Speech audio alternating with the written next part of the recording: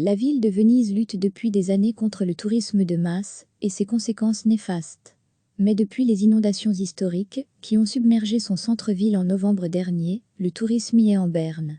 À l'approche des festivités du carnaval, le maire de la Cité des Doges appelle donc les touristes à revenir déambuler dans ces rues, qui se voient colorées pour l'occasion d'une variété incalculable de costumes et masques traditionnels. Venise est depuis des années confrontée à un tourisme de masse avec, comme corollaire, des rues surpeuplées, des logements hors de prix et une baisse de la population locale.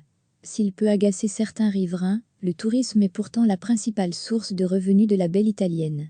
L'association de sauvegarde des biens culturels, Italia Nostra, a estimé qu'en 2016, 30 millions de personnes avaient visité Venise et sa lagune, classée au patrimoine mondial de l'UNESCO, ce qui représente un afflux quotidien moyen de plus de 82,000 personnes. En novembre dernier, la ville lagunaire italienne avait été frappée par une marée exceptionnelle. Le 12 novembre, le niveau de l'eau avait ainsi atteint 187 cm, soit le plus haut niveau jamais atteint en 33 ans.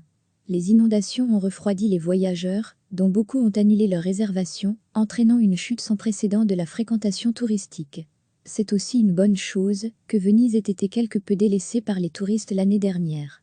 Il était même possible de réserver un hôtel en last minute, a plaisanté le maire de Venise, Luigi Brugnaro. Toutefois, à l'approche du célèbre carnaval de Venise, celui-ci estime qu'il est temps de faire revenir les touristes.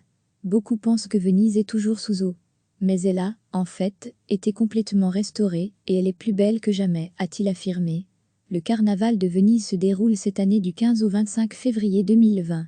Recevez chaque matin l'essentiel de l'actualité.